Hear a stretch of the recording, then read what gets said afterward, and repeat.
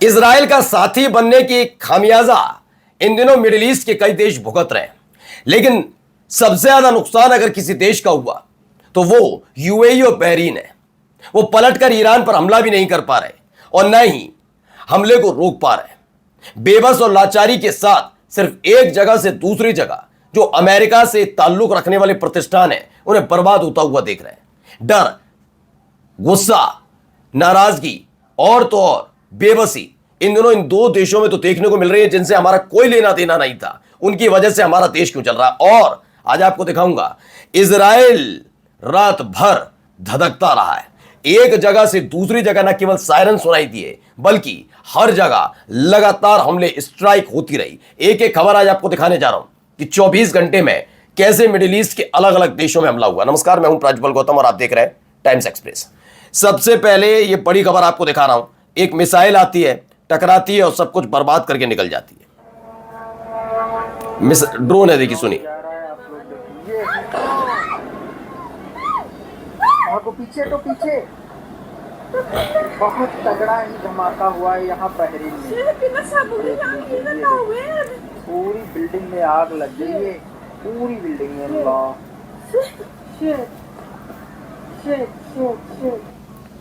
तो हालात क्या बने आपके सामने हैं। वीडियो में आवाज आ रही है और जो कह रहे हैं वो कह रहे हैं बहरीन का एक पूरी बिल्डिंग है। मैं फिर बता रहा हूं कि बहरीन चूंकि स्ट्रेट ऑफ हॉर्मुज में मौजूद है और खबर ये निकल कर आ रही थी जॉर्डन और बहरीन को लेकर कि स्ट्रेट ऑफ हॉर्मुज पर होने की वजह से बहरीन का इस्तेमाल अमेरिका ईरान के खिलाफ कर रहा है। और जब सबसे पहला हमला हुआ तो बहरीन उसकी चपेट में आया, बाद में यूएई भी चपेट में आया, लेकिन बहरीन में एक इमारत से दूसरी इमारत पर ऐसे ही हमले हो रहे हैं।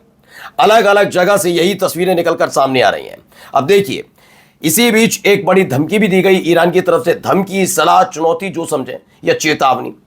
Iran wants Arab countries not to host American in hotels and to stay away from their location. कह दिया गया है, ईरान ने यह ऐलान किया है कि जो अरब कंट्रीज हैं उसमें सरकारें तो क्या सुनेंगी। अरब कंट्रीज का मतलब जॉर्डन है, यूएई, सऊदी अरब, कुवैत, बहरीन, ये इराक और सीरिया तो हैं ही। इन देशों से कह दिया गया है कि भाई एक बात ध्यान रखना, अपने अपने होटल्स में, जो इन देश हैं, इन देश में जो आलिशान होटल बने हैं, इन होटल्स में अमेरिकन को जगह नहीं देना। अगर हमें इंटरसेप्ट हुई उनकी लोकेशन आपके होटल में तो हमला हम कर देंगे। जैसे इस होटल पर भी बहरीन में हमला किया, उसी तर्ज पर अलग अलग जगह हमला किया जाएगा। इससे पहले भी हमने आपको दिखाया जहां जहां अपने बेस छोड़कर छिपे हुए थे अमेरिकन सैनिक, कुछ होटल्स में तो होटल्स फूंक दिए, मिसाइल, ड्रोन से अटैक। जो अपार्टमेंट्स में रुके हुए थे उन्हें लगा कि पता ही नहीं लग पाएगा ईरान को, हम इन लोगों के बीच रहेंगे, लेकिन सटीक हमला किया, अपार्टमेंट पर हमला हो गया। वैसे ही काम करेंगे, यही काम करने की कोशिश है। लेकिन इन सब के बीच ईरान ने बताया कि उनको पक्की एक जानकारी है कि अमेरिका के अधिकारी तो छोड़िए, अमेरिकन सैनिक कहां कहां छिपे हैं, जिसकी वजह से हड़कंप अरब देशों में है ही। अब देखिए, इजराइल बड़ी उम्मीद के साथ इस युद्ध में उतरा था कि उसका दबदबा होगा। उसे पूरा भरोसा था कि जब अगर वो अमेरिका को प्रत्यक्ष तौर पर इस युद्ध में खींच लाता है तो ईरान धुआं धुआं हो जाएगा। लेकिन धुआं धुआं हो गई नेतन्याहू की सारी उम्मीदें। कैसे? तो ये वीडियो देखिए जरा पहले।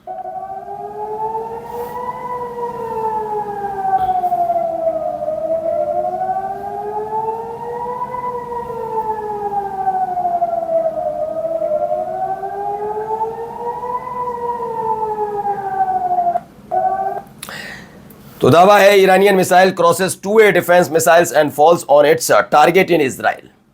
दावा किया जा रहा है कि भाई मिसाइल तो दागी गई, लेकिन एक नहीं दो एयर डिफेंस सिस्टम मुंह ताकते रह गए। कर रहे थे काम सिर्फ सायरन बजाने का। इसके अलावा वो इंटरसेप्ट भी नहीं कर पाए, ना मिसाइल दागी गई, ना मिसाइल रोक पाई, कुछ नहीं हुआ। सब कुछ धुआं धुआं इजराइल के अंदर हो रहा है। मैं इसीलिए कह रहा हूं बार बार आपसे कि अमेरिका की दिक्कत सिर्फ इस युद्ध में जीतेंगे, हारेंगे, छोड़कर भागेंगे, रह जाएंगे, इसकी बात कतई नहीं है दोस्तों। इससे आगे की कहानी अब ये निकल गई है।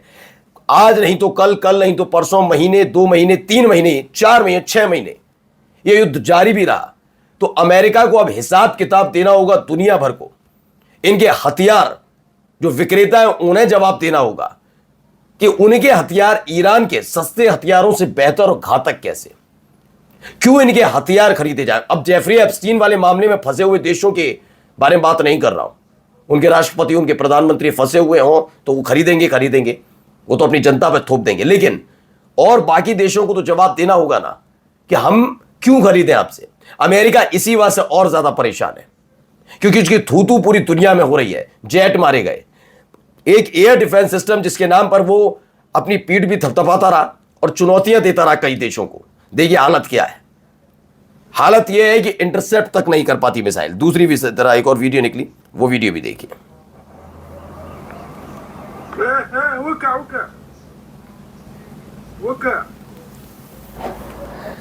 तो इस वीडियो के जरिए दावा किया जा रहा है Israel air defence system failed to intercept an Iranian missile which successfully hits its target.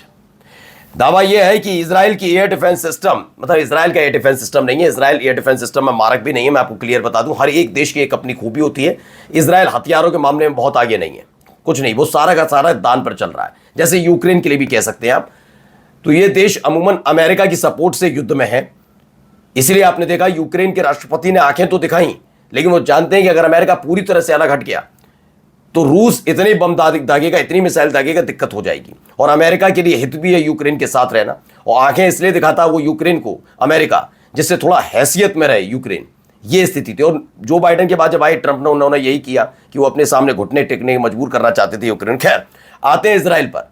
तो इजराइल का ये डिफेंस सिस्टम नहीं है, इजराइल में इंस्टॉल है, ये इजराइल में लगा हुआ अमेरिका का डिफेंस सिस्टम है, जिसने खास तौर पर बताया कि अमेरिका जो अपनी गींगे हाँकता है वो उसमें कितना ज्यादा कामयाब है। अब आइए एक और वीडियो आपको दिखाता हूं पहले।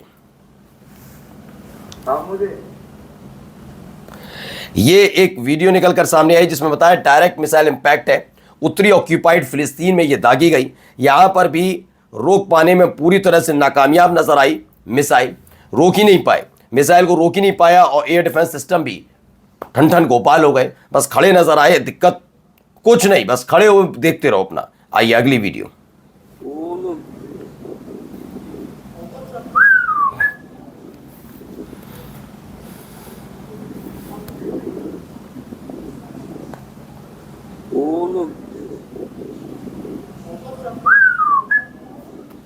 तो an Iranian ballistic missile reportedly target the Incirlik air base तुर्की में।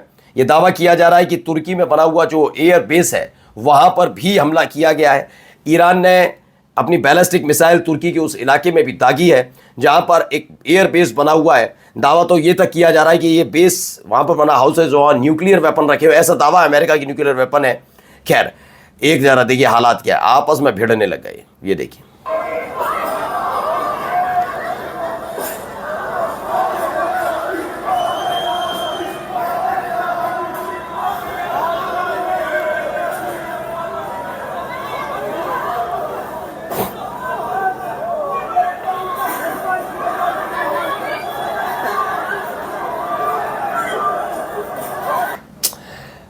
तो इस वीडियो को लेकर जो दावा है वो भी आपको बता देते हैं। इसमें कहा जा रहा है कि तेल अवीव के बेन गुरैन एयरपोर्ट पर भारी हंगामा हो रहा है, लोग घबराए हुए हैं और एयरपोर्ट पर टिकट के लिए भीड़ लगी हुई है। लोग चिल्ला चिल्ला कर कह रहे हैं हमें टिकट चाहिए, हमें फ्लाइट चाहिए, हम इजराइल से बाहर जाना चाहते हैं, हम यहाँ तब तक नहीं रुकेंगे कि ईरान की मिसाइलें आकर हमें कुचल दें।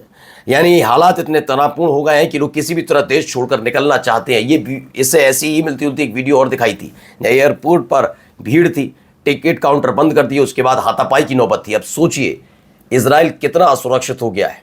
मैं ये नहीं कह रहा कि ईरान में हमले नहीं हो रहे, लेकिन ईरान से ऐसी तस्वीरें अब तक नहीं दिखी होंगी कि ईरान छोड़कर लोग जाना चाहते हैं। इजराइल से लगातार ऐसी वीडियो निकल कर आ रही है। नमस्कार।